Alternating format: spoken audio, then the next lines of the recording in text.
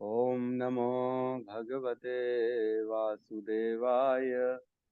ओम नमो भगवते वासुदेवाय। ओम नमो भगवते वासुदेवाय। नारायण नमस्कृत्य नरं चैव नरोत्तमं देवीं सरस्वतीं व्यासं ततो जयमुदीरये।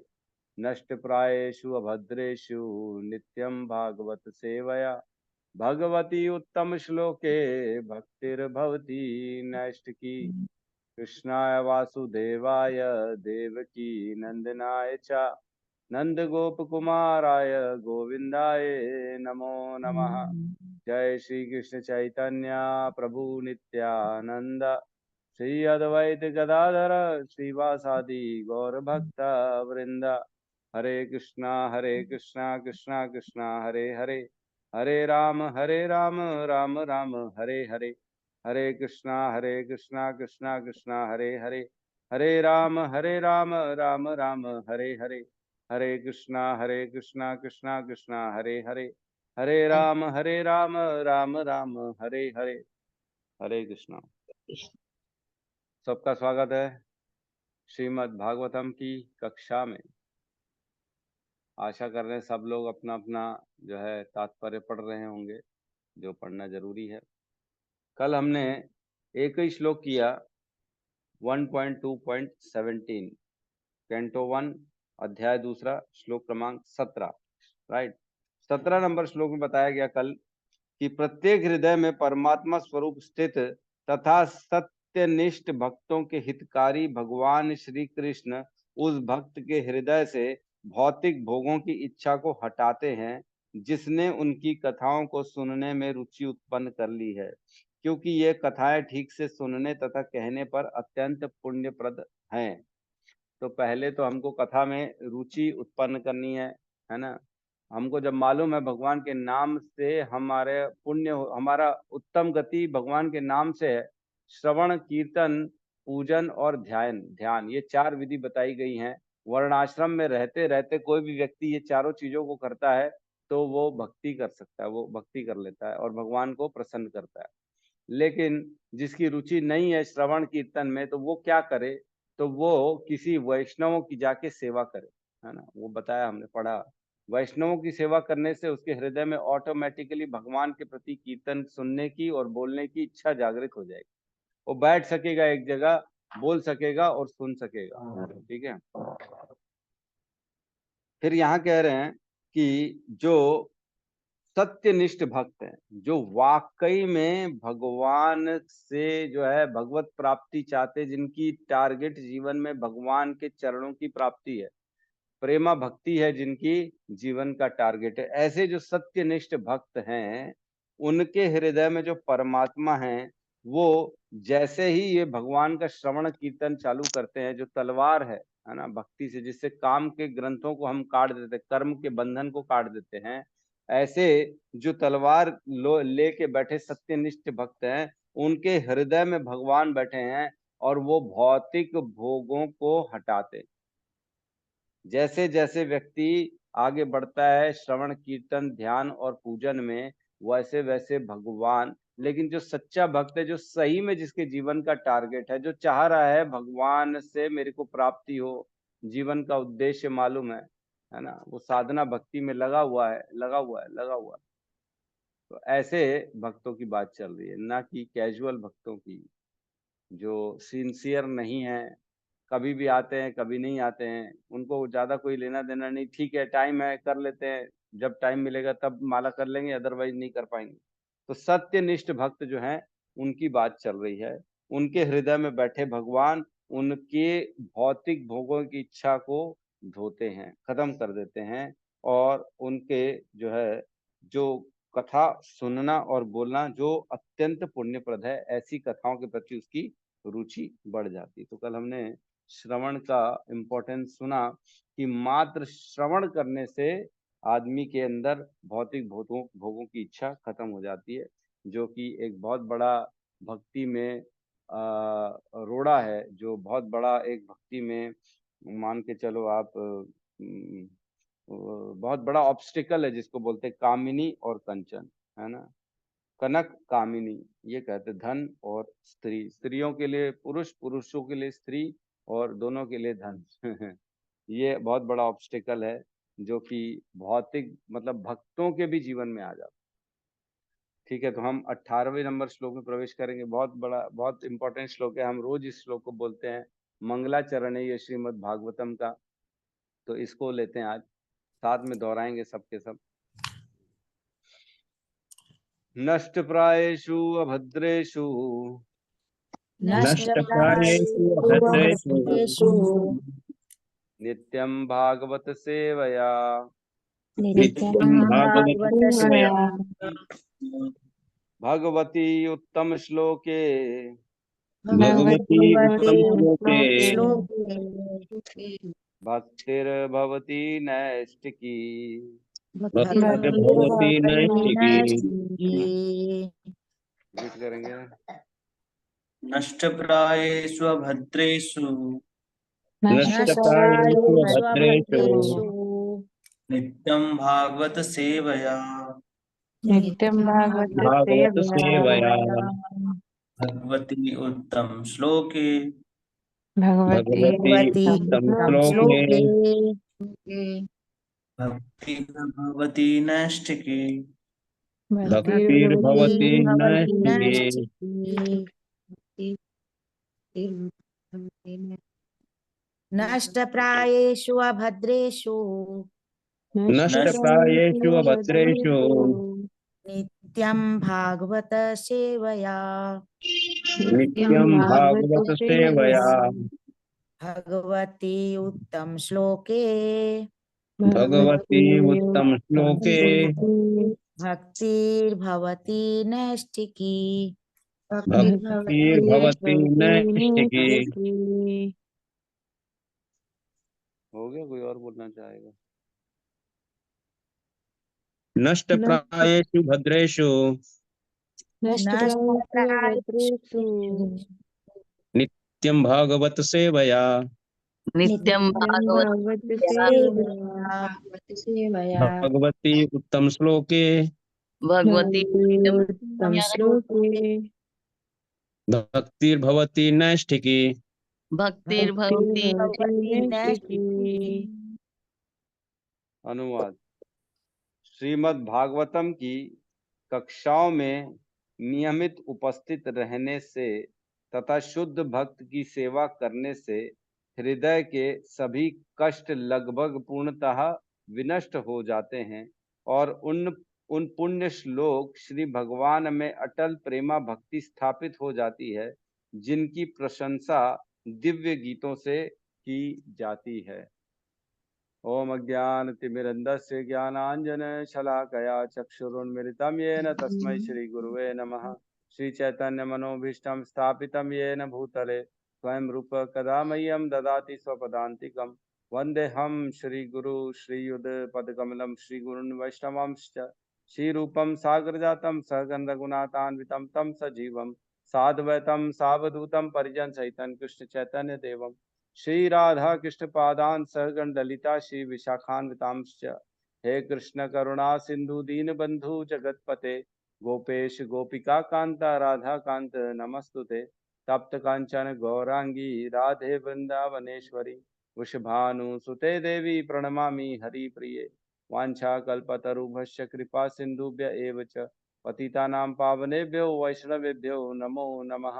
नमो विष्णुपादाय कृष्णपृष्ठाय भूतले श्रीमते भक्तिवेदांत स्वामी नामिने नमस्ते सरस्वते देवे गौरवाणी प्रचारिणे निर्विशेष शून्यवादी पाश्चात्य देश तारिणे।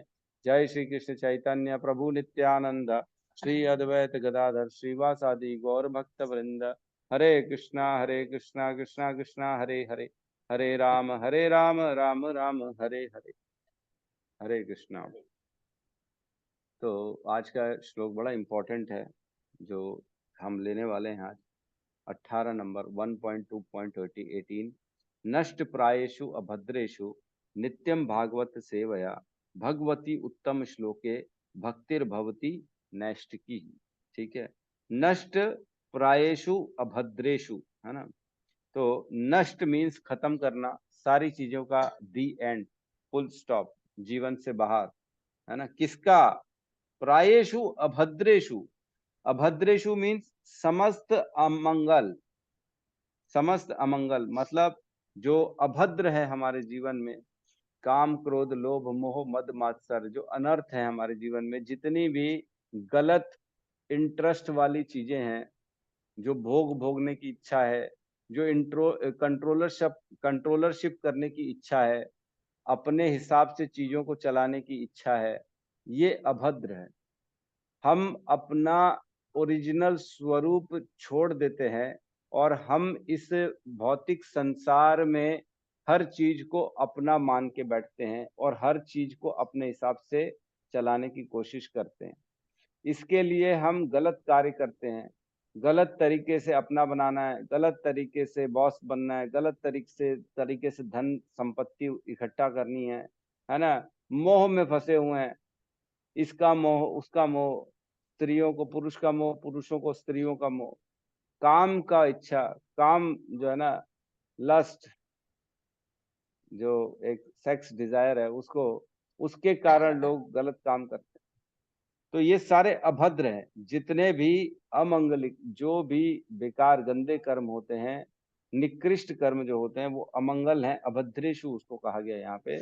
तो क्या कहा है? नष्ट प्रायेषु अभद्रेशु। प्रायेषु मीन्स प्राय, प्राय हम बोलते हैं ना, ऑलमोस्ट, लगभग सारे, हम बोलते हैं ना कई बार, प्राय प्राय मैंने ये काम कर दिया, मतलब मैंने लगभग पूरा काम कर दिया, बस अब थोड़ा सा बचा हुआ। तो यहाँ कह रहे हैं नष्ट प्रायेषु अभद्रेषु, लगभग लगभग जितने सारे अभद्र होते हैं वो सारे नष्ट हो जाते हैं, है ना। लगभग लगभग नष्ट प्रायेषु अभद्रेषु नित्यम भागवत सेवया। नित्यम मीन्स रोज, रेगुलर, अनस्टॉपेबल, विदाउट गैप, है ना। नित्यम, कभी कोई गैप नहीं होना चाहिए। मैं बड़ा आश्चर्य था जब हमारे गौतम प्रभु जी, उनकी छोटी बहन शरीर छोड़ दी थी, उसका जो है निधन हो गया था। तो सेकेंड डे सुबह सुबह हमारी भगवत गीता की क्लास में 6 बजे आ गए। मैं बहुत सरप्राइज था वाकई में। मैं मतलब ये नित्यम इसको कहते हैं, किसी भी परिस्थिति में, कोई भी हाल में हमको नहीं छोड़ना है ना। हमारे अखिल आत्म प्रभु भी कभी नहीं छोड़ते क्लास को, रोणी नंदन प्रभु कभी नहीं छोड़ते, बहुत से लोग ऐसे कभी नहीं छोड़ते। जो है सबका नाम लेना तो मुश्किल है, बाकी हमारी आनंदायनी माता जी है ना, और पूरन चंद्र माता जी हैं, सभी लोग हैं लगभग जो जुड़ते हैं, सावित्री माता जी हैं, कभी नहीं छोड़ते क्लास, कैसी भी परिस्थिति हो, नित्यम भागवत सेवया। तो ये भागवत की सेवा क्या है? सुनना, समझना, है ना, हियरिंग एंड रिमेम्बरिंग, इसको सुनना और समझना, इसी को कहते हैं भागवत सेवा। भागवत जो होते हैं ना, 2 तरह के होते हैं भागवत। एक होता है ग्रंथ भागवत और एक होता है भक्त भागवत, है ना। ग्रंथ भागवत तो ये है जो हम अभी पढ़ रहे हैं, ये ग्रंथ है ना, श्रीमद् भागवतम, है ना। ये इसको सबको आपको लेना भी है, अपना साथ रखना है। ये स्वयं भगवान है, ये भगवान से अभिन्न है, ये शाब्दिक रूप में भगवान हमारे साथ हैं। इनको कभी भी भगवान से कम नहीं समझना चाहिए। एक बार की बात है, एक बार प्रभुपाद जो है ना, दिल्ली में एक वाइट पेपर का बंडल सर पे उठा के जा रहे थे। तो किसी ने पूछा, प्रभुपाद ये सर में क्यों रख लिया आपने वाइट पेपर का बंडल? तो बोले, इसमें कुछ समय में श्रीमद् भागवतम छपने वाली है।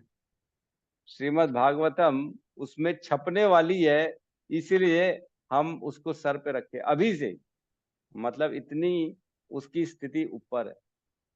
श्रील प्रभुपाद से किसी ने पूछा, प्रभुपाद आप अमेरिका गए तो श्रीमद् भागवतम और भगवत गीता साथ में लेके गए?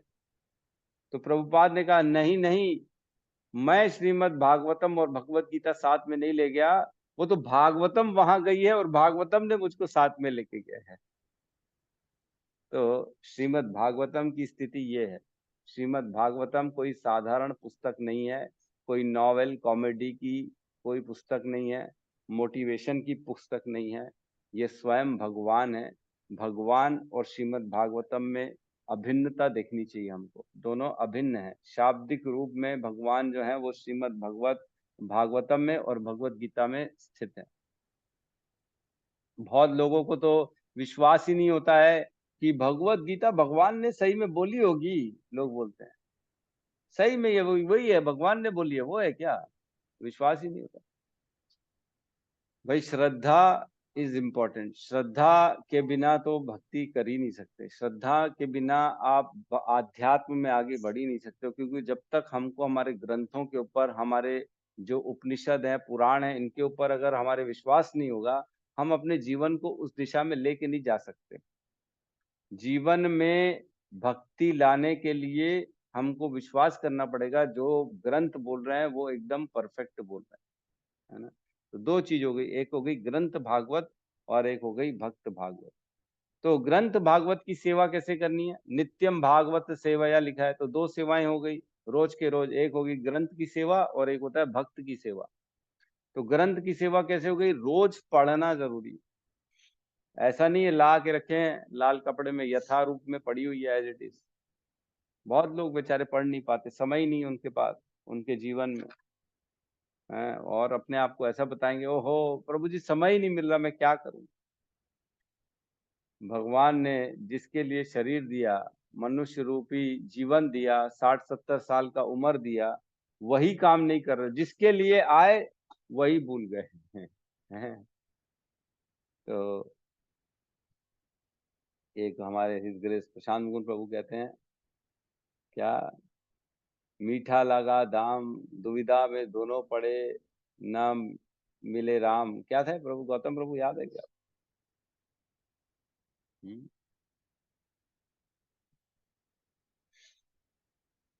नहीं याद है तो प्रभु जी ऐसा भी तो बोलते हैं ना, दो नाव में बैठ के न माया मिले न रहे, न राम मिले न रहे, ऐसा एक बोलते हैं। हाँ, ऐसी आप इसी जो बोले का वो जो है। सही है। हाँ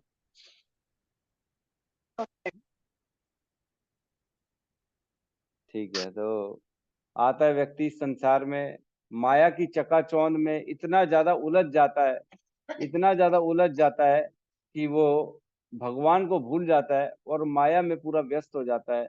माया की सेवा करता है जीवन के अंत काल तक, लेकिन उसको ये तनिक भी भान नहीं होता कि एक दिन मेरा शरीर छूट जाएगा, तो मैंने जो कमाया है हर चीज, मेरे संबंध, मेरे अपने परिजन, मेरे पुत्री, बच्चे, माता पिता, पत्नी, सब छूट जाएंगे। किसी से कोई नाता कभी भी नहीं बच पाएगा मेरा।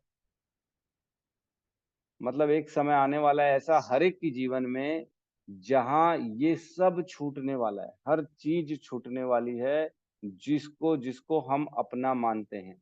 हर चीज, अपनी आइडेंटिटी भी छूटने वाली। मैं पुरुष हूँ, मैं स्त्री हूँ, मैं पढ़ा लिखा हूँ, मैंने ये किया है, वो सब छूटने वाला है। क्या जाने वाला है साथ में? वो है हमारा धर्म, वो है हमारी भक्ति, वो है कृष्ण का नाम। जो नाम जब हम कर रहे हैं, श्रवण कीर्तन जो ये हम कर रहे हैं, नित्यम भागवत सेवया, ये हमारे साथ जाने वाला।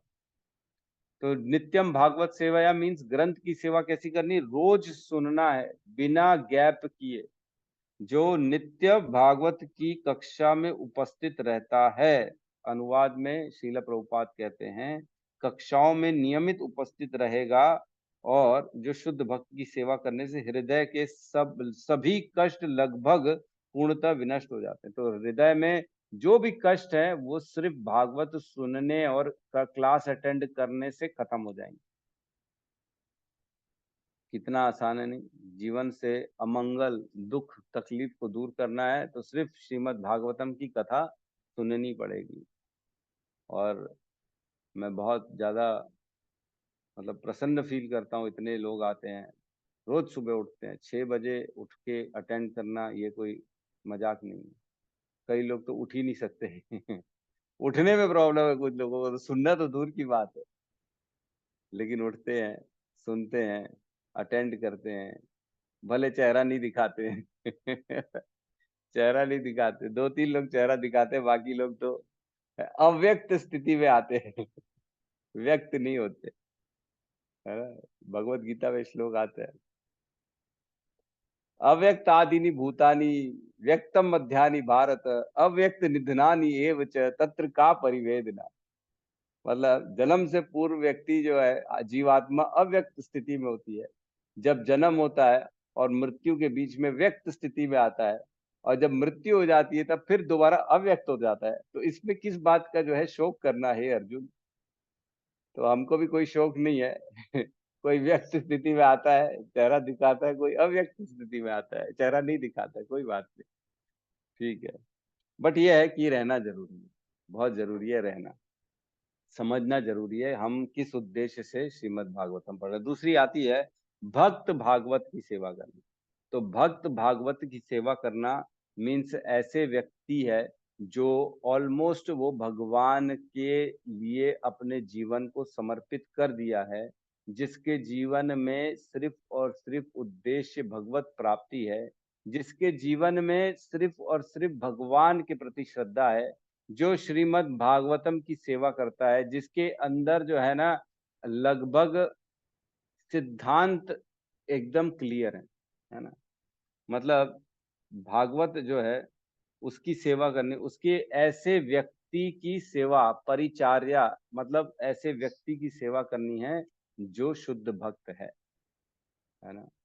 शुद्ध भक्त मीन्स जो डेली 16 माला कर रहा है, जिसके चारों नियम फॉलो कर रहा है, और जिनके सिद्धांत क्लियर हैं कि प्रभुपाद ने क्या बोला है हमको वो फॉलो करना है, उसके जीवन में कंफ्यूजन नहीं है। एक हमको व्यक्ति मिला था, चैतन्य दास नाम था, अकेला आत्म प्रभु जानते हैं।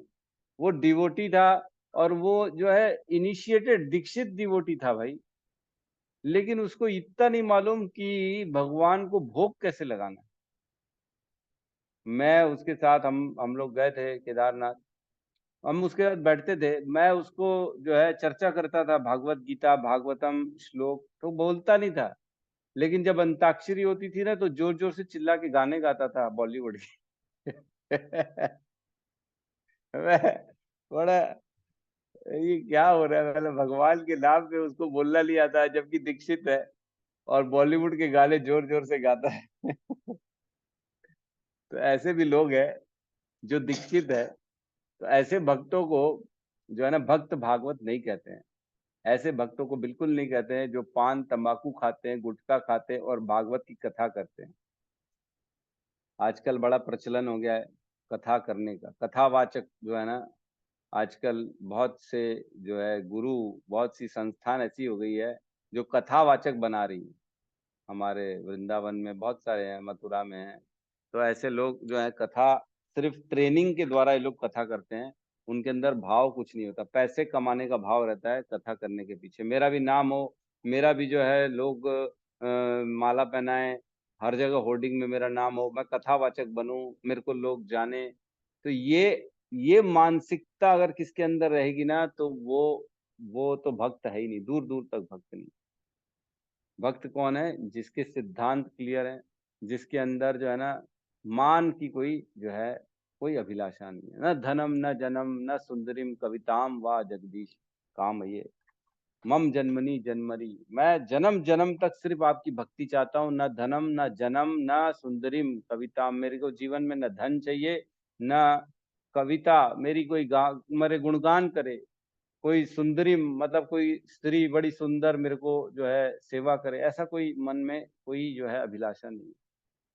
वो तो क्या है एकदम तृणादपि सुनिचेन तरोरपि सहिष्णुना, वो क्या है एकदम छोटा तिनका के जैसा है वो, ऐसा भक्त है। भक्त कौन होता है हमने चर्चा करी थी, 3 तरह के भक्त होते, कनिष्ठ अधिकारी, मध्यम अधिकारी और उत्तम अधिकारी। तो कनिष्ठ जो है वो भौतिक आसक्ति में रहता है, मध्यम जो होता है वो सही रहता है, उसको ईश्वर दिखाई देते हैं, उसको भक्त दिखाई देते हैं, उसको ईर्ष्यालु दिखाई देते हैं, और उसको जो है 4 प्रकार की चीजें दिखाई देती हैं जीवन में जिनके ऊपर कृपा करनी है। तो ये होते हैं भक्त, ना कि जो पान तंबाकू खा के और भगवान का नाम ले रहे हैं, वो नहीं होते भक्त। तो नित्यम भागवत सेवया, ऐसे भक्तों की सेवा करनी है और ऐसे ग्रंथ की सेवा करनी है। तो एक बार प्रभुपाद से किसी ने पूछा, प्रभुपाद ग्रंथ भागवत मतलब उत्तम है कि भक्त भागवत उत्तम है? कौन बताना चाहेगा? कौन सा उत्तम है और क्यों उत्तम है? हरे कृष्ण प्रभु जी। अरे प्रभु जी, कृष्णा। मैं तो सोचती हूँ भक्त भागवत उत्तम है, क्योंकि भक्त भागवत से ही हम ग्रंथ भागवत को जानेंगे। भक्त भागवत से हम ग्रंथ भागवत को जानेंगे, ठीक है। और कोई जी। बताना चाहेगा? जैसे जैसे आप वैष्णव भक्त हैं प्रभु जी, और आप पढ़ के रीडिंग करके समझा के हमें ज्ञान दे रहे हैं, तो आप ही के द्वारा हम भागवत को जान रहे हैं। हरे कृष्णा। बिल्कुल सही कह रही माता जी। हरे कृष्णा। और किसी का कोई तर्क कि क्यों भागवत भक्त भागवत उत्तम है ग्रंथ भागवत से? यस गौतम प्रभु। कृष्ण प्रभु जैसे अभी मतलब बताया कि ज्ञान की चार तलवार बताए, तो उसमें हमको बताया गया कि अगर उसमें हमको इंटरेस्ट नहीं आ रहा है तो हमको एक शुद्ध भक्त की शरण में जाना चाहिए। तो उसी तरीके से, क्योंकि शुद्ध भक्त के शरण में जैसे ही हम जाते हैं तो हमको भगवान की प्रेम भक्ति मिल जाते हैं, उनके द्वारा हम सारी चीज समझ सकते हैं। तो प्रभु जी जो भक्त भागवत है, हमको उसकी ज्यादा सेवा मतलब करेंगे तो वो चीजें मतलब वो है, महत्वपूर्ण है। महत्वपूर्ण है। भक्त भागवत बहुत महत्वपूर्ण है, क्योंकि वो आपको डांट सकता है, वो आपको जो है मार्गदर्शन कर सकता है, वो आपकी परिस्थिति को समझ के आपको सही सही दिशा दिखा सकता है, वो आपको चिल्ला सकता है कि माला क्यों नहीं करते हो तुम, माला करो, है ना। और प्लस वो आपको ग्रंथों के गूढ़ रहस्य को बता सकता है, समझा सकता है, जो हम अपनी बुद्धि से नहीं समझ सकते। इसलिए भक्त भागवत उत्तम है। ग्रंथ भागवत तो है ही है उत्तम, उससे तो शुद्ध कुछ है ही नहीं, क्योंकि वही है इसलिए भक्त भागवत है। ऐसा नहीं है कि वो नहीं है, ये है तो वो है, वो है तो ऐसा नहीं है। ग्रंथ भागवत है इसलिए शुद्ध भागवत है, भक्त भागवत है, और भक्त भागवत है इसलिए ग्रंथ भागवत। दोनों का परस्पर ना एक दूसरे के साथ जोड़ है। तो कहीं भी किसी भी स्थिति में दोनों कम नहीं है। बट ये है कि हमें जो है थोड़ा सा मार्गदर्शन के लिए भक्त भागवत की जरूरत पड़ती है। इसलिए भक्तों के जो भौतिक जो जीवन में बद्ध अवस्था में, उनके लिए तो भक्त भागवत बड़ा जरूरी है, उनकी सेवा करना अति आवश्यक है। हमने पढ़ा भी था कि अभी 2-3 श्लोक पहले 16 नंबर श्लोक में पढ़ा था हमने, जहाँ पे कहते हैं सूत गोस्वामी कि जो भक्त समस्त पापों से पूर्ण रूप से मुक्त है, उनकी सेवा करने से महान सेवा हो जाती है। ऐसी सेवा से श्री वासुदेव की कथा सुनने के प्रति लगाव उत्पन्न होता है। तो भक्त भागवत के द्वारा ग्रंथ भागवत में रुचि उत्पन्न होती है। अदरवाइज रुचि उत्पन्न नहीं होगी तो फिर ग्रंथ भागवत की तरफ बढ़ेगा ही नहीं व्यक्ति, आदमी पीछे रह जाएगा। ठीक है।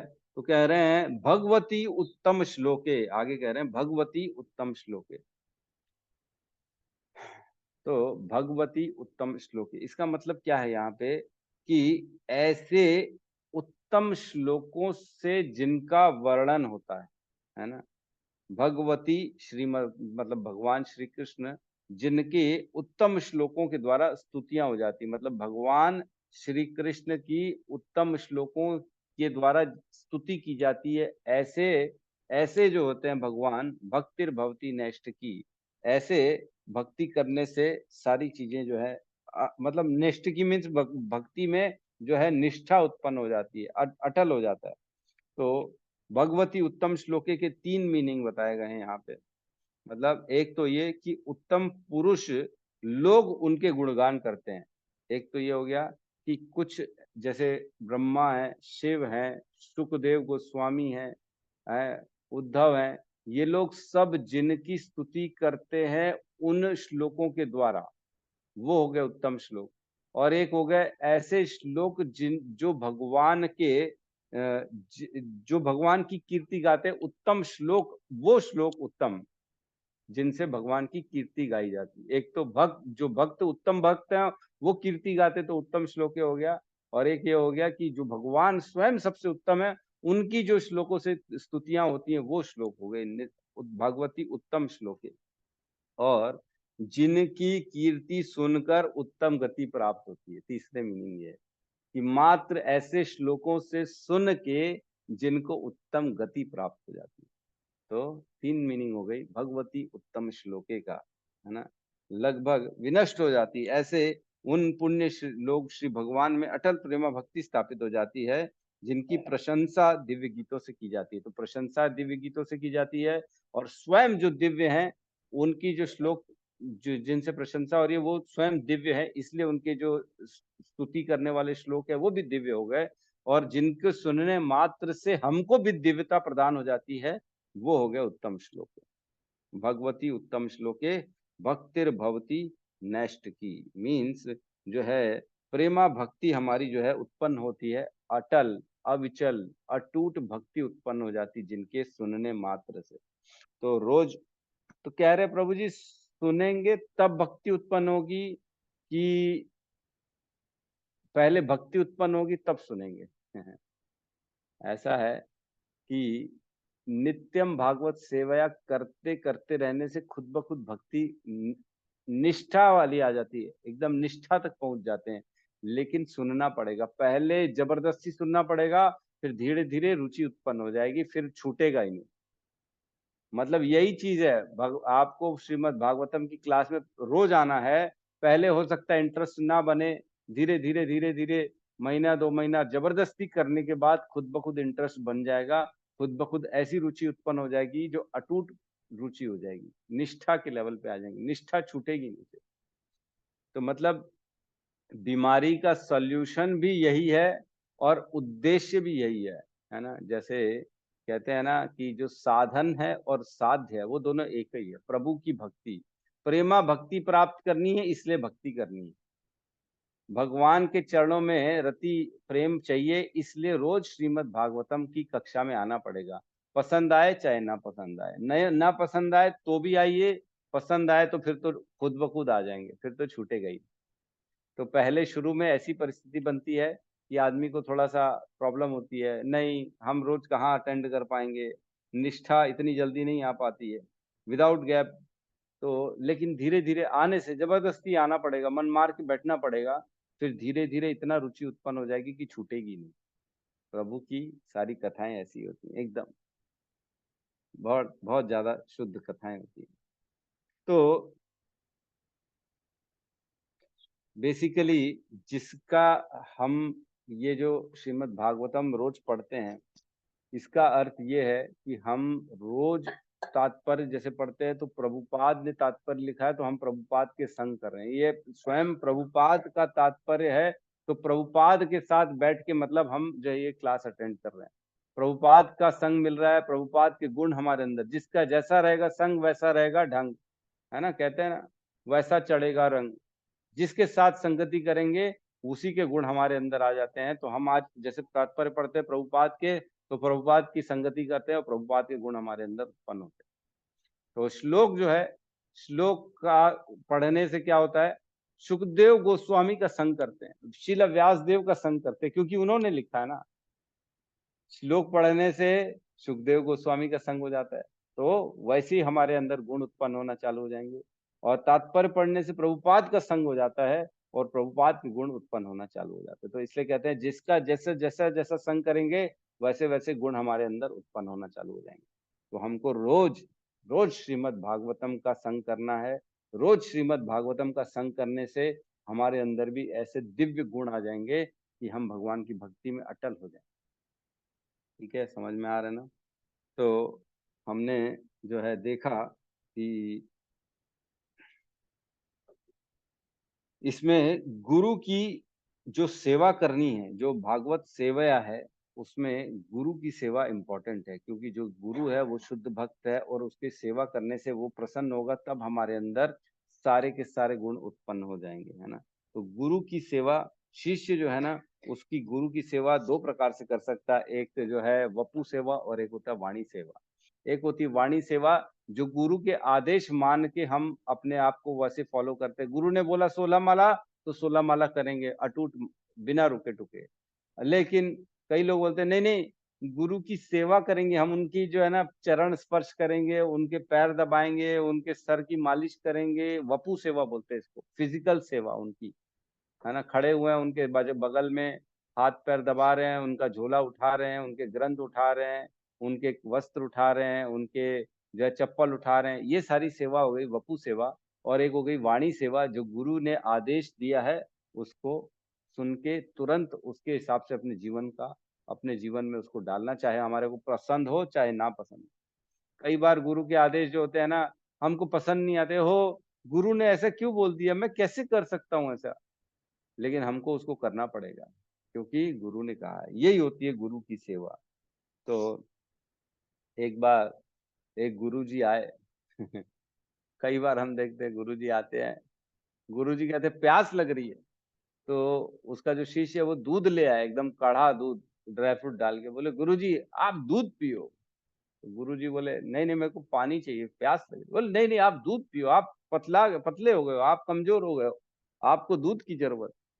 अब बताओ, गुरु को जो चाहिए वो दे नहीं रहा है, अपनी जबरदस्ती चला रहा है। ये सेवा नहीं है, ये गुरु इसमें प्रसन्न नहीं हो रहे। गुरु को हमको प्रसन्न करना है, तो गुरु को प्रसन्न करेंगे तो ऑटोमेटिकली हमारे ऊपर कृपा आ जाती है। तो गुरु जो चाहते हैं वो करें, ना कि जो हम चाहते हैं हमारे हिसाब से सही है वो करें। गुरु जो चाहिए गुरु को वो करना चाहिए हमारे। ठीक है, तो हम देखते हैं कि एक बार भी हम इस लाइन में अगर जुड़ जाते हैं ना, भक्ति की लाइन में, तो हमारा नाश नहीं होता। भगवान कहते ही है भगवत गीता के 9वें अध्याय के 30 और 31 नंबर श्लोक में, है ना, कहते हैं 30 नंबर श्लोक में क्या कहते हैं कि जो थोड़ा सा भी पथ भ्रष्ट हो जाता है, जिसने थोड़े से भी जो है ना अगर गलत काम कर दिए, तो भी वो शुद्ध भक्त ही रहता है ना। वो कभी भी जो है मेरी नजर में साधु ही है। अपि चेत सुदुराचारो भजते माम अनन्य भाग, साधु रेव सब मंतव्य सम्यक व्यवस्थितो ही सा। मतलब जो भक्ति में अटल है, लेकिन अगर उसके कोई चूक हो गई, उससे गलत काम भी हो गए, तो भी वो साधु ही रहेगा। भगवान कहते हैं भगवत गीता में। तो अगर हम भगवत गीता भागवतम में भक्त भागवत ग्रंथ भागवत की सेवा करने की निष्ठा कर लेंगे, और हमने अगर गलत कार्य भी कर लिया, कोई गलती से हमारे से चूक हो गई, भौतिक संसार में हम पता लगा अपने काम क्रोध में थोड़े से बह भी गए, तो भी भगवान हमारे को साधु ही मानेंगे। हमको कभी भी हमारा स्तर नीचे नहीं गिरेगा। क्यों? क्योंकि भगवान ने भगवत गीता में बोला। तो हमारे अंदर निष्ठा होनी चाहिए कि मैं भक्त भागवत और ग्रंथ भागवत इनकी सेवा ही करूंगा। ये निष्ठा होनी चाहिए ना। अपि चेत सुदुराचारो भजते माम अनन्य भाग, साधुरेव समंतव्य सम्यक व्यवस्थितो ही स। क्षिप्रम भवति धर्मात्मा शाश्वत शांतिम निगच्छति, कौन तुए प्रति जानिए न मैं भक्ता प्रणश्यति। मेरे भक्त का हे कुंती पुत्र कभी नाश नहीं होता। भगवान कहते कभी नाश नहीं होगा, भले वो भटक जाए, कोई इधर उधर चला जाए, किसी भी जो है प्रॉब्लम में फंस जाए। हम देखते अजामिल पहले भक्त था, लेकिन बाद में वो भटक गया था, है? भटक गया, फिर आखिर में भगवान की उसको जो है ना कृपा मिली, नारायण उसके मुख से निकला, फिर उसको मौका मिला, फिर उसने भगवान की भक्ति करी, फिर भगवत धाम जा पाया।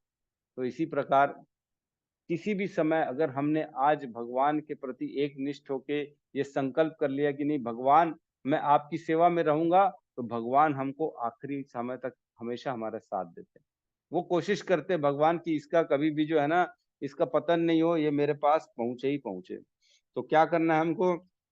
तुल्ला माला रोज करनी है, रोज सुबह जल्दी उठना है, मंगल आरती करनी है, भागवतम की क्लास को मिस नहीं करना है ना, किसी भी परिस्थिति में मिस नहीं करना है, हेयरिंग करनी है, और क्या भगवतम तात्पर्य जो हम लोग होमवर्क देते हैं उसको पढ़ना है।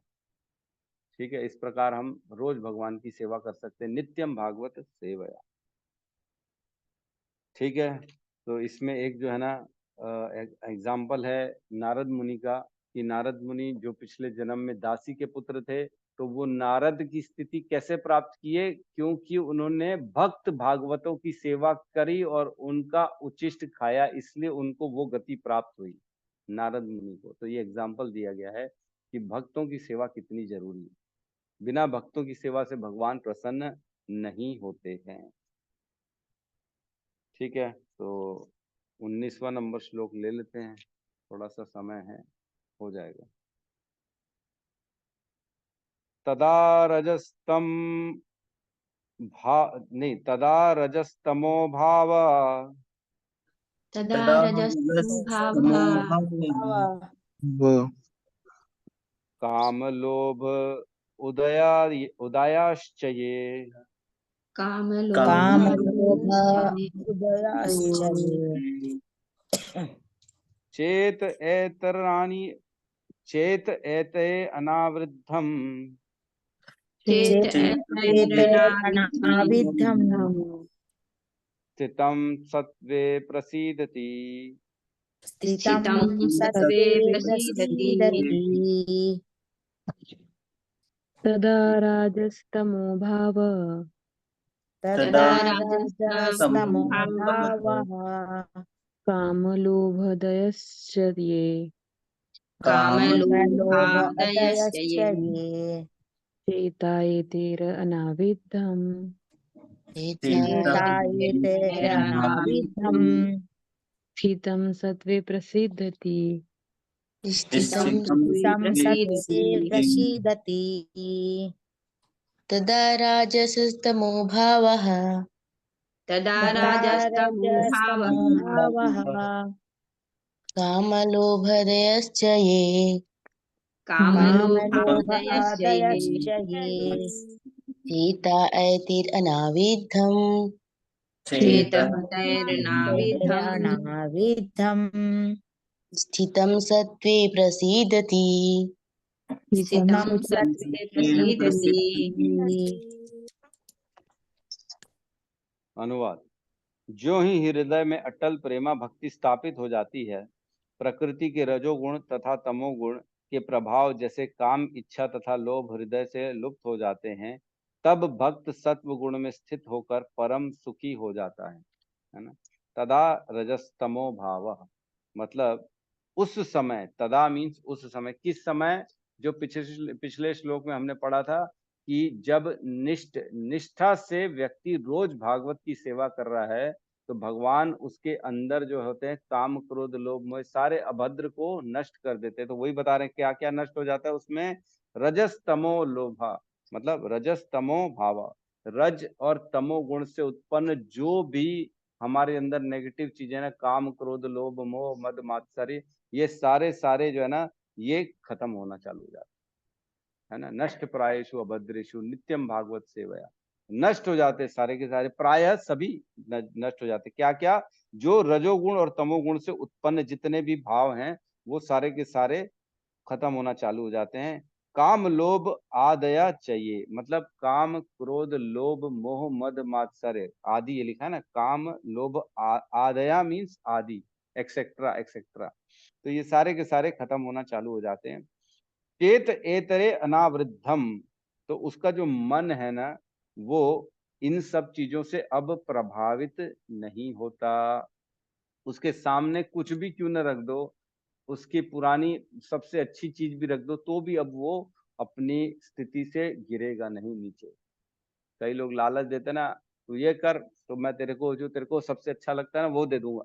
बच्चों को बोलते ना क्या चॉकलेट देंगे बेटा ये कर लो, वैसे ही है भक्ति में भी। जब व्यक्ति आगे बढ़ जाता है, तो उसके दोस्त यार, अरे तू आ जा, हम तेरे को पार्टी देंगे, हम तेरे को अपने पैसे की दारू पिलाएंगे, तू आ जा, छोड़ नाम, ये क्या कर रहा है तू। लेकिन अब वो प्रभावित नहीं होगा, है कि नहीं? पहले चाहिए था तब कोई पूछता नहीं था, अब जब नहीं चाहिए तो लोग पूछते हैं। ऐसे ही होता है। तो काम, क्रोध, लोभ, मोह, मद, मात्सर्य ये सारे चीजें अब उससे उसको प्रभावित नहीं कर पाएंगे। स्थितम सत्वे प्रसीदति, अब जो है वो शुद्ध सत्व की स्थिति में प्रसिद्ध थी मतलब पहुंच चुका है। शुद्ध सत्व है यहाँ पे, सतोगुण नहीं है। वो जो सतोगुण लिखा है वो शुद्ध सत्व की स्थिति है, तीनों गुणों को परे कर चुका है। क्यों? क्योंकि वो श्रीमद् भागवतम का संग रोज कर रहे हैं। रोज जिसका संग रोज श्रीमद् भागवतम जो करेगा, उसकी दिव्य स्थिति आ जाएगी, वो निर्गुण अवस्था में पहुंच जाएगा, तीनों गुणों को पार कर जाएगा, वो प्रसन्न रहेगा, उसको कोई चीजों की तकलीफ नहीं होगी, है ना। ब्रह्मभूत प्रसन्नात्मा न शोचती न कांक्षति, समम सर्वेषु भूतेषु मद भक्ति लभते परा। मतलब सभी के प्रति समान भाव रखेगा, उसके अंदर कोई भी न शोक रहेगा, न आकांक्षाएं बचेंगी, प्रसन्न रहेगा हमेशा, है ना। और भगवान की शुद्ध भक्ति उसको मिलती है ऐसी अवस्था में। ये है अवस्था। उसको कोई भी काम, क्रोध, लोभ, मोह, मत, मात्सर्य प्रभावित ही नहीं कर पाएंगे। तो एक बड़ा बहुत अच्छा कल मैंने एग्जाम्पल सुना, जैसे किसी के हाथ में चोट लगी है या किसी के सर में चोट लगी है, आंख कान में चोट लगी है, तो क्या हम उसको बोलेंगे तू अब जो है जो भी उसकी फेवरेट डिश है, सपोज करो गुलाब जामुन, ये खा और इसका आनंद ले, तो उसको आनंद मिलेगा क्या? उसका चिंतन तो वहीं फंसा हुआ है ना, क्योंकि उसको चोट लगी है, बहुत ज्यादा दर्द हो रहा है, उसको बहुत दर्द में बैठा है, अस्पताल में एडमिट है और बोले ले ले तेरा फेवरेट है गुलाब जामुन खा, तो खा के उसको प्रसन्नता मिलेगी क्या? नहीं मिलेगी। क्यों नहीं मिलेगी? क्योंकि उसके अंदर पीड़ा है, उसके अंदर तकलीफ है। जब तक वो तकलीफ जाएगी नहीं है, वो गुलाब जामुन का सुख उसको मिलेगा ही नहीं। गुलाब जामुन का सुख कब मिलेगा? जब वो परेशानी दूर हो जाएगी। वैसे ही है, जो काम, क्रोध, लोभ, मोह, मद मात्सर्य है ना, जब तक हमारे हृदय से निकलेंगे नहीं, हमारे को भक्ति का आनंद नहीं मिलने वाला। भक्ति का आनंद कैसे मिलेगा? भक्ति करते करते करते करते जैसे हमारे जीवन से ये सारी चीजें, रजोगुण तमोगुण बाहर हो जाएंगे, सब काम, क्रोध, लोभ आदि बाहर हो जाएंगे, तब हमारे अंदर ऑटोमेटिकली भगवान का आनंद प्राप्त।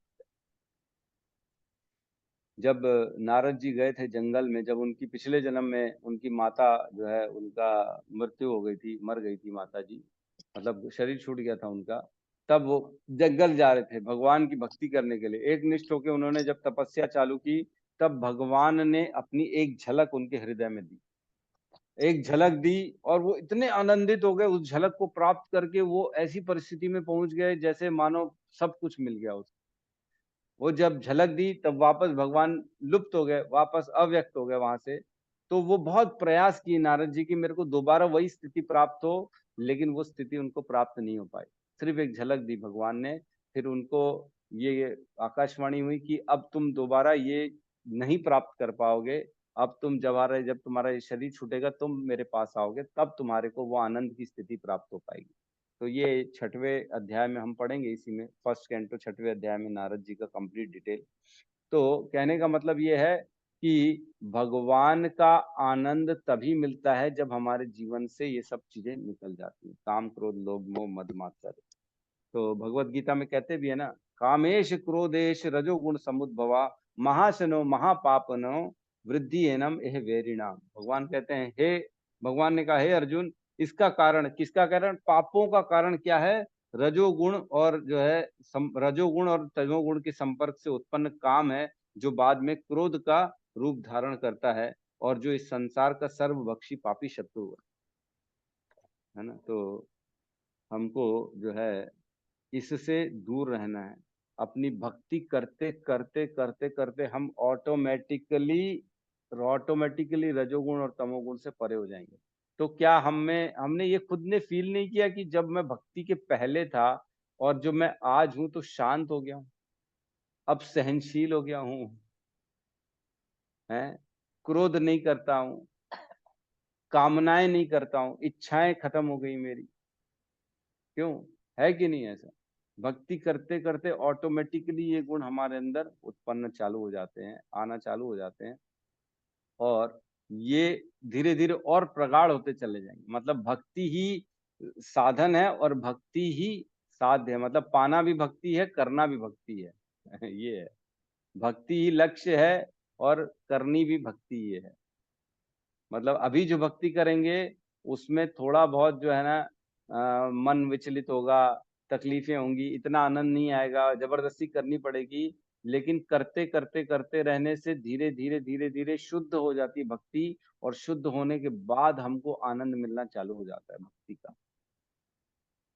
ठीक है, तो सारे के सारे अनर्थ खत्म हो जाते हैं। इस स्थिति को यहाँ पे कह रहे हैं रुचि और आसक्ति का स्तर पहुंच जाता है ना। इसको, इस स्तर को कह रहे हैं रुचि और आसक्ति। रुचि और आसक्ति, आसक्ति मीन्स अब जब सब सब गुण अवगुण चले गए हैं, तब इतना आनंद मिलना चालू हो जाता है कि अब ये छूटेगा ही नहीं, व्यक्ति से माला छूटेगी नहीं।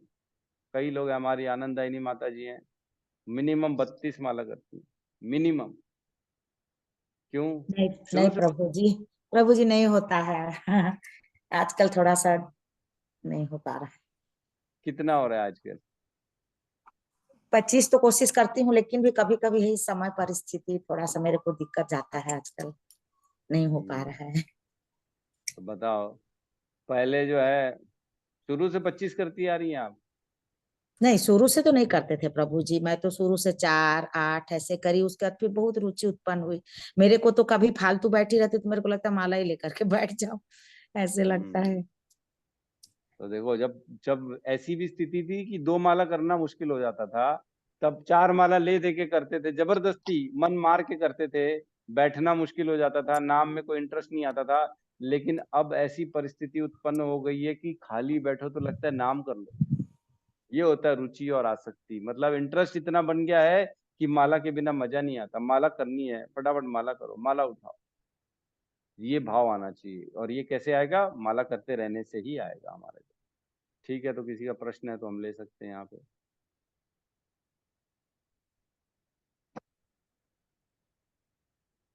हरे कृष्णा प्रभु जी। हमारी एक माता जी हैं हमारे ग्रुप में, वो भी 32 माला रोज करती है, मैं देखती हूँ। वो हमारे पद्म प्रिया माता जी की माँ है, माता जी हैं। अच्छा अच्छा, हरि बोल हरि हाँ, तो बोल। देखिए वो बहुत बहुत बढ़िया। बाद में चालू की, लेकिन एकदम मैं देखती हूँ वो रोज 32 माला करती हैं वो। अच्छा, आती है हमारी क्लास में?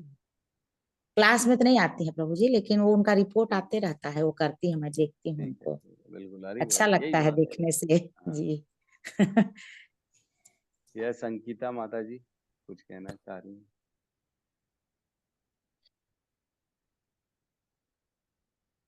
हरे कृष्णा प्रभु जी। हरे हरे कृष्णा। कृष्णा प्रभु जी, मैं सुमित्रा। यस, कहिए प्रभु जी, माता जी। एक एक जिज्ञासा है प्रभु जी मेरी। जैसे भगवान भगवान हमारी सारी इच्छाओं की पूर्ति के लिए व्यवस्था की है। हम जो भी इच्छा करते हैं, गीता में पढ़े हैं, उसकी व्यवस्था तुरंत हो जाती है या देर सवेर जैसे भी, लेकिन इच्छा पूरी होती है। और उसी तरह मनुष्य सदैव जीवित रहने की इच्छा करता है। तो प्रकृति की ओर से उसकी क्या सुविधा दी गई है? प्रकृति को, भाई, जीवित रहने की इच्छा, देखिए मेरी बात सुनिए, सारी इच्छा पूरी तब होती है जब आपके पास उतने पुण्य हो, जब आपके पास उतना पुराना जमा किया हुआ पुण्य होता है, तब आपकी सारी इच्छाएं पूरी होती है, नहीं तो सारी इच्छा जी, पूरी नहीं होती। तो जी, जीवित भी रहने की इच्छा तब तक पूरी होगी जब तक हम उसका कोटा लेके आए अपने साथ। लेकिन जैसे ही कोटा खत्म हो जाएगा, फिर अगले जीवन में जाना पड़ेगा। तो जीवित तो रहते ही हैं, लेकिन जो इच्छा करी उस अनुसार अगले जीवन में हमारे को जाना पड़ेगा। मतलब हमारे कर्म, हमारी इच्छा ही हमारे को जीवन देती है और सुख दुख देती है। जितना जितना इच्छा करते हैं, हम उतना उतना उस जीवन में चले जाते हैं। तो प्रभु इसमें जी। मतलब आप, डाउट क्या प्र है, वही तो। को कोटा कोटा माने प्रारब्ध में जो रहता है, जो प्रारब्ध हाँ, में जित मिलना रहता जो प्रारब्ध हमने में कर्म जो किए हैं, हाँ, जी, जी, कर्म के अनुसार जितना हमने कमाया है, हम उतना ही खर्च करने की स्थिति में हैं। उससे ज्यादा हम खर्च नहीं कर सकते। तो जितना जीवन आयु हमने कमा के आए हैं, उतनी ही आयु हमको इस जीवन में मिलती है, उतना ही खर्च कर सकते हैं, उससे ज्यादा नहीं कर सकते। तो जितना कमाएंगे, जैसा जैसा हम जो अर्जिन जो जमा करके आए हैं, उतना ही हमको यहाँ पे रहने के लिए मिलेगा। जैसे होटल का रूम होता है, 3 दिन के लिए रूम बुक किया, 3 दिन का पैसा दिया, तो 3 ही दिन रूम देंगे, उससे ज्यादा रूम नहीं देंगे, उसको चौथे दिन भगा देंगे बाहर। वैसे ही जीवन भी, हमने जितने दिन की कमाई करके आए हैं, उतने दिन जीवन मिलेगा, उसके बाद तुरंत भगा दिया जाएगा, शरीर से बाहर निकाल दिया जाएगा लात मार के। जी। इसी जैसे जैसे गीता में आपने बताया है कि जितनी जितनी हमारी आज की भक्ति है और हम शरीर छोड़ते हैं, तो वहीं से हमारी भक्ति शुरू होगी। जैसे स्कूल में हम्म, हम 5th क्लास में हैं, तो हम 5th हम्म, क्लास से ही पढ़ाई आरंभ करेंगे। अगले जीवन में ये बिल्कुल सही है। भौतिक भौतिक इस भौतिक में नहीं, अध्यात्म में। तो आध्यात्म में, राइट। उसी तरह प्रारब्ध में जहाँ तक कि हमारी पुण्य है और भक्ति है, उतना ही हमें मिलेगा।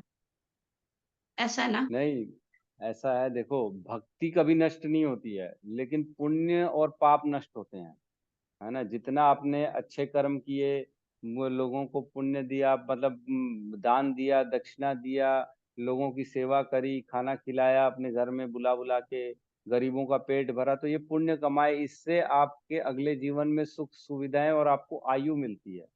आयु मीन्स उतना जीवन आपको मिलेगा अच्छा। लेकिन ये पुण्य है, ये तो नष्ट होने वाले हैं, लेकिन भक्ति कभी नष्ट नहीं होती है। जैसे आपने ठीक बोला कि 5वीं क्लास तक मैंने पास कर लिया है, अब अगले जीवन में 6वीं क्लास से ही हमारे को पढ़ना है, वैसे ही होती है। भक्ति कभी नष्ट नहीं होती है, वो हमेशा जितनी कर ली उसके आगे बढ़ना है। तो इसीलिए कहते हैं जो भक्ति में आ गया ना, उसको बस भक्ति करनी चाहिए, क्योंकि भक्ति जो होता है ना, वो अक्षय पुण्य है, कभी उसका क्षय नहीं होता है, कभी भी क्षय नहीं होगा, किसी भी परिस्थिति में क्षय नहीं होगा, वो हमेशा आपके साथ रहेगी हर जीवन में। तो तो प्रभु जी सदैव सदैव प्रकृति सदैव जीवित रहने की इच्छा, तो आत्मा आत्मा आत्मा से भगवत धाम जाने का ये भी आता है क्या? एक्चुअल में क्या है माता जी, हमारे जी अंदर ये जो इच्छा होती है कभी ना मरूं, एक्चुअल में हमारी स्वाभाविक स्थिति यही है, हम कभी मरते ही नहीं है। ये स्थिति हमारी हमारी आत्मा की स्वाभाविक स्थिति है, हम कभी मरते नहीं, आत्मा कभी मरती नहीं है ना। नैनम छिन्दन्ति शस्त्राणि नैनम दहति पावक न चैनम कलोदयन्ता पुनः शश्वती मारुत, कभी नहीं मरती है वो। तो हमारे अंदर, क्योंकि हम वैसी स्वभाव है हमारा, इसलिए हमारी इच्छा होती है कि मैं कभी ना मर। लेकिन शरीर मरता है, आत्मा कभी नहीं मरती है। तो हम, जैसे आत्मा का स्वभाव होता है सेवा करना, प्रेम करना, है ना, सुख देना, सुख लेना, तो ये जब शरीर में आ जाती है ना आत्मा, तो इस शरीर के माध्यम से वो सुख देना, सुख लेना चाहती है, सेवा करना चाहती है। लेकिन क्योंकि अज्ञान होता है इस शरीर के अंदर, जैसे ही इस संसार में आती है, तो तीनों गुणों के द्वारा इफेक्ट हो जाती है, इसलिए वो इस संसार में सुख ढूंढती है, इस संसार में सेवा करना चाहती है, इस संसार में प्रेम करना चाहती है, जो कि दुखों का घर है, अनित्य है। इसलिए यहाँ पे परेशान हो जाती। जब वो अपने स्वभाव को समझती कि नहीं, मेरे को कृष्ण से प्रेम करना है, कृष्ण की भक्ति करनी है, कृष्ण की सेवा करनी है, तब वो अपनी वास्तविकता में आ जाता है, वास्तविक स्थिति में आ जाता है। और उसकी वास्तविक स्थिति ये है कि वो सच्चित आनंद है, कभी नहीं मरता है, हमेशा ज्ञान से परिपूर्ण है और हमेशा आनंद से परिपूर्ण है। यही स्थिति में हम रहना चाहते हैं। ये इस शरीर के माध्यम से हम ऐसा सोचते हैं इसलिए, लेकिन ये शरीर में वो क्वालिटी नहीं है कि सतचित आनंद की पूर्णता कर सके, इसलिए ये शरीर के माध्यम से हमको ये चीजें कभी मिल भी नहीं पाएंगी। शरीर क्योंकि प्रकृति के द्वारा प्राप्त है और प्रकृति के द्वारा वापस ले लिया जाता है समय रहते। प्रकृति जी चलाती है इस शरीर को, हमारी जी आत्मा को प्रकृति नहीं चलाती। हमारी आत्मा जो है भगवान का अंश है। तो दोनों के संसर्ग के कारण ऐसी हम परिस्थिति में आ जाते हैं कि भ्रमित हो जाते हैं कि मैं ये शरीर हूं, अब मेरे को इस शरीर से सारे सुख चाहिए, आनंद चाहिए, शरीर को मेरे को हमेशा के लिए रखना है। तो ये सारी भ्रमित स्थितियां आ जाती हैं। जी थैंक यू प्रभु जी। भक्त भक्त भक्त मोक्ष मुक्ति नहीं चाहता, भक्त सेवा चाहता है ना प्रभु जी? भक्त भक्ति चाहता है, भगवान से प्रेम चाहता है, भगवान सेवा की सेवा चाहता है। बिल्कुल जी। बिल्कुल। हरे कृष्ण प्रभु जी, थैंक यू प्रभु जी। हरे कृष्ण हरे कृष्ण। यस, अंकिता माता जी। राधे राधे प्रभु जी। राधे राधे, हरे कृष्णा। जी हरे बताइए माता जी। कृष्णा। प्रभु जी, मुझे ये जानना था कि हरे कृष्णा, ये जो कृष्णा का सटीक उच्चारण क्या है? सब बोलते हैं कि कोई बोलता है ऐसे बोलो हरे कृष्णा, कोई बोलता है हरे कृष्णा सिर्फ उसका एक्चुअली सटीक उच्चारण क्या है? सटीक उच्चारण तो कृष्ण है, कृष्ण ऐसा है। लेकिन देखिए ऐसा है कि उच्चारण से ज्यादा इम्पोर्टेंट है भाव, है ना। आप बोल तो जी कुछ भी लें, लेकिन उसके अंदर भाव होना चाहिए। जैसे एक दो हमारे गुरुजी एग्जाम्पल देते हैं कि एक व्यक्ति था, वो अंत काल में पहुंच गया था, है ना, एकदम अंत काल में। और उसके अंदर जो है ना भावना थी कि जो है ना उनके यहाँ जो है राम राम निकला, राम राम मुख से नाम निकला उसके अंत काल में। लेकिन राम कौन सा निकला, वो उनके यहाँ जो गाड़ी धोता था लड़का, उसका नाम था राम, है ना। तो उसका नाम निकला राम, उस राम को याद कर रहा था कि मेरी तू सेवा कर, पैर दबा, मेरी साफ सफाई कर। लेकिन भावना भगवान श्री राम की नहीं थी, वो नाम अपराध हो गया उसके अंदर, तो दोबारा जन्म मिला उसको, उसका फल नहीं मिला। तो नाम से ज्यादा जरूरी है नाम का भाव, है ना। भाव होना चाहिए, आप किसको याद कर रहे हो। ठीक है, नाम लेने से नाम का इफेक्ट तो आएगा ही आएगा, आपको पुण्य तो मिलेगा ही मिलेगा, सबको पुण्य मिलेगा जो स्थिति है। लेकिन जो इफेक्ट शुद्ध शुद्ध नाम अपराध रहित जो है, नाम आभास जो है, नाम का प्रभाव जब आएगा, जब शुद्ध नाम लिया जाएगा, तब उसका पूरा प्रभाव आएगा। आंशिक प्रभाव मिलेगा, लेकिन भाव होना चाहिए। प्रोनाउंसिएशन से ज्यादा इंपॉर्टेंट है। वैसे प्रोनाउंसिएशन जो है कृष्ण है, कृष्ण ऐसा है, कृष्णा। कृष्ण, धन्यवाद न नहीं होता, प्रभु जी। ण ण, हाँ कृष्ण। जी, जी प्रभु कई लोग जी। अरे कृष्ण बोलते हैं, न न हाँ न होता है ना, न बोलते कृष्ण, लेकिन कृष्ण है वो। जी प्रभु जी। और एक बात, दान धर्म जो करते हैं, मैं किसी को दान करती हूँ, वो मुझे नहीं पता वो मुझसे पैसा लेके क्या करेगा क्या नहीं करेगा। वो मैं क्या इसे किस किस को मैंने दान कर सकती हूँ। मैं ऐसा कुछ आप है ना जिसको जिसको चाहे करो, हमारा मन में तो अच्छा है, वो क्या कर रहा है हमको नहीं पता है ना, इसलिए। आप हमारे साथ अभी अभी जुड़ी हैं लग रहा है। आप जी सर, मैं उड़ीसा से हूँ, पूरी अच्छा, जगन्नाथ धाम से हूँ। मैं अरे अभी वाह, तीन हरि दिन से बोल। जुड़ रही हूँ। हरि बोल, अच्छा, जय जगन्नाथ। हाँ, हाँ, जय जगन्नाथ, वाह वाह वाह, बहुत बहुत धन्यवाद जो हमारे साथ आप जुड़ी हैं, धाम से हाँ, जुड़ी हैं माता जी, मैं धामी एक हैं। दिन मंदिर गई थी, वहां पे कुमुद सिस्टर वो मुझे मिले। वो जब कर रहे थे माला, जब जब कर रहे थे, मैंने उनसे पूछा, मुझे बहुत दिन से इच्छा थी कि मैं किसी ग्रुप में ज्वाइन हूँ, कृष्ण के बारे में जान सकती हूँ। ऐसे बहुत सारे इनको पूछा, इस्कन के मंदिर के बारे में। और वो उस दिन बैठे थे, मैंने उनसे पूछा कैसे क्या करते हो, जॉब करने से क्या होगा, ये माला हम्म, पहनने से क्या होगा। पूछने पूछने में उनसे मैंने बोला मुझे भी ग्रुप में ज्वाइन होना है, ऐसे बोल के मैंने उनका नंबर ले लिया। फिर उनके मैसेज किया, बहुत दिन के बाद अभी 3 दिन में ज्वाइन हूँ। बिल्कुल, बहुत अच्छा किया आपने, आपका बहुत बहुत स्वागत है हमारे ग्रुप में। हमारा ग्रुप रोज धन्यवाद। सवेरे 6 से 7 की कक्षा करता है, जिसमें हाँ हमने पहले विगत मैं- 1 साल हमने पूरा लगा दिया भगवत गीता को पढ़ने में, है ना। भगवत गीता जी को एक एक श्लोक को समझा, ये है भगवत गीता। जी सर जी। और मैं तो अभी अभी जो है नया हूँ, मैं कुछ समझ में नहीं है, धीरे धीरे, लेकिन मैं समझने की चेष्टा करती प्रयास हूँ। में, बिल्कुल बिल्कुल जी बिल्कुल बिल्कुल। हरे कृष्णा प्रभु जी। अंकिता माता जी के लिए सभी हरे कृष्णा का महामंत्र कर देते हैं एक बार उनके वेलकम के लिए। धन्यवाद। हरे कृष्णा, हरे हरे कृष्णा, कृष्णा हरे कृष्णा कृष्णा कृष्णा कृष्णा, हरे हरे हरे, हरे, हरे राम हरे राम राम, हरे राम राम हरे राम हरे। हरे हरे हरे हरे। सबसे सबको पहले तो मेरे आपका माता जी प्रणाम। प्रणाम, स्वागत है आपका। और दूसरी चीज, बहुत बहुत सही जगह जुड़ गई हैं आप।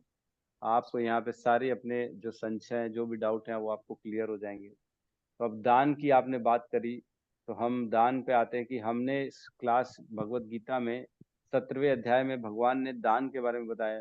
17.20, 21, 22, ये 3 श्लोकों में दान के बारे में बताया गया। तो मैं शॉर्ट में आपको बता रहा हूँ कि दान किसको जी देना चाहिए, कौन सा दान सात्विक माना जाता है।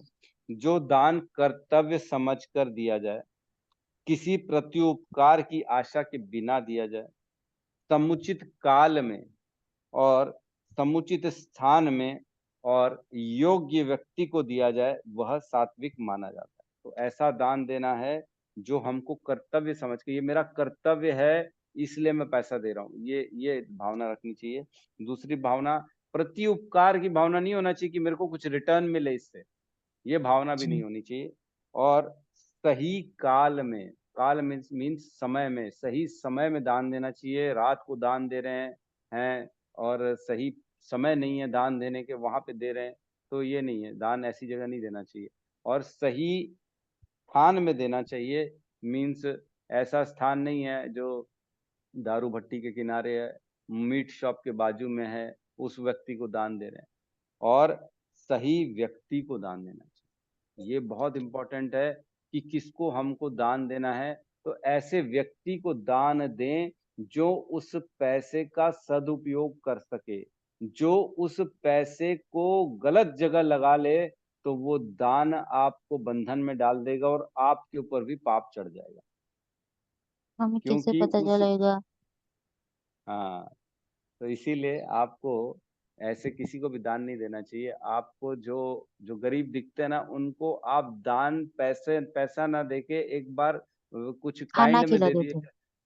खाना खिला दो। लेकिन खाना हाँ, भी वैसा तब मैं खिलाओ करती हूँ। जब जब आप हमें भगवान सामने। के नहीं, खाना भी जो है ना, एक्चुअल में बाकी सारे खाने में पाप है। भगवान के प्रसाद ही जो है आप दे सकते हो किसी को। तो खाना भी ऐसा खिलाओ जो जी। प्रसाद है। जैसे आपके यहाँ जगन्नाथ जी का माल्य निर्माल्य मिलता है ना, सूखा प्रसाद जो चावल, हाँ उसको हाँ किसी में भी मिला के आप खिला सकते हो। ऐसा कर सकते हो आप। जैसे जी आपने उसके लिए प्रभु जी। खाना ले लिया, उसमें 2-4 दाने चावल के जो हमारे निर्माल्य प्रसाद होता है उसको मिला के आप दे दो, वो ठीक है एकदम। तो ऐसे व्यक्ति को देना है। बाकी आप अगर किसी को दे दिए, उसने उससे दारू खरीद लिया, मटन खरीद लिया, तो उसका पाप भी आपके ऊपर, हमारे ऊपर चढ़ जाता है। तो ऐसे व्यक्ति को नहीं देना चाहिए। इसलिए हम सही जगह देते हैं, कोशिश करते हैं इस्कॉन में दे, मंदिर में दे, जहाँ उसका उपयोग भगवान की सेवा के लिए ही किया जाए। ऐसे जगह ही पैसे देने चाहिए। बाकी जगह आप सामान दे सकते हो, जो सामान भी है उसका दुरुपयोग नहीं होना चाहिए। बस इसका ख्याल करना चाहिए। प्रभु जी, और एक बात बोला जाता है कि भगवान को तो सब पता है, श्री कृष्ण ने सब पता है किसी के बारे में, फिर भी वो हमें देते हैं। उनको पता है फिर भी हम गलत कर रहे हैं, फिर भी हमको देते हैं। तो कि हम किसी को देते हैं, वो उसका कर्म है, वो करे ना करे उसको पता है। ऐसे बोलते हैं भगवान जो सब कुछ जान के हमें देते हैं, वो हम तो पता नहीं है वो क्या करेंगे, हमें उसे देने से क्या होगा। मतलब आप दान के लिए बोल रहे हो क्या? हम किसी को पैसे दे हाँ रहे हैं, हाँ वो चीज हाँ को बोल हाँ रहे हो? हाँ।